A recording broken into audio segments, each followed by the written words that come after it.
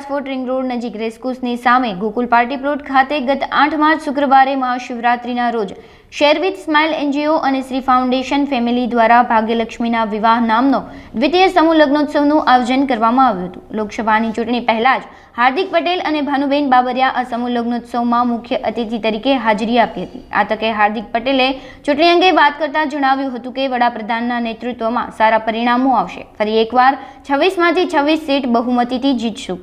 લોકસભાની ચૂંટણી નજીક આવતા જ પ્રલોભન જે રાજકોટની અંદર જોવા મળી રહ્યો છે। લોકસભાની ચૂંટણી પહેલા જ હાર્દિક પટેલ અહીંયા રાજકોટ ખાતે આવ્યા છે। પાસના કન્વીનર શું કહેશો હાર્દિકભાઈ, રાજકોટમાં આપનું આગમન? કેટલી વાર આવીએ છીએ, પણ આજે મહાશિવરાત્રિના પર્વે શેર વિથ સ્માઇલ ફાઉન્ડેશન દ્વારા આજે શિવરાત્રિના પવિત્ર દિવસે ખૂબ સારા સમૂહ લગ્નનું આયોજન કરેલું છે। તો આજે એમાં સામેલ થવા માટે ને એ લોકોને શુભેચ્છા આપવા માટે આવ્યા છે। સ્ટાર પ્રચારક તરીકે પણ તમને ગણે છે। લોકસભાની ચૂંટણી પણ નજીક છે। લોકસભાની ચૂંટણીમાં તો બધા જાણે છે કે મોદી સાહેબના નેતૃત્વમાં ખૂબ સારા પરિણામ આવવાના છે અને ફરીથી 26માંથી 26 સીટ 5 લાખથી બહુમતીથી જીતવાના છીએ। એટલે એકવાર ફરીથી દેશના પ્રધાનમંત્રી મોદી સાહેબ બનવાના છે, આમાં કંઈ નવું છે નહીં। 2017ના આંદોલન પછી 22માં તમારી એન્ટ્રી ભાજપમાં, અત્યારે કોંગ્રેસના નેતાઓ અર્જુન મોઢવાડિયા સહિતના નેતાઓ ભાજપમાં આવી રહ્યા છે। હવે કોણ બાકી છે?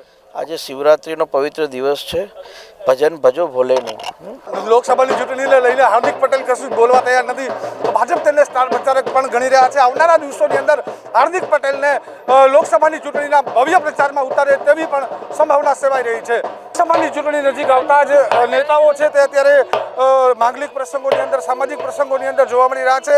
અત્યારે દ્રશ્યોની અંદર જોવા મળી રહ્યા છે હાર્દિક પટેલ અને મંત્રી ભાનુબેન બાબરિયા। આપણે જે દ્રશ્યો સીધા જ બતાવી રહ્યા છે, ભાનુબેન બાબરિયા અત્યારે પહોંચી આવી છે માંગલિક પ્રસંગની અંદર। શું કહેશો બેન, આજના ઉત્સવની અંદર ચૂંટણી પણ નજીક આવે છે?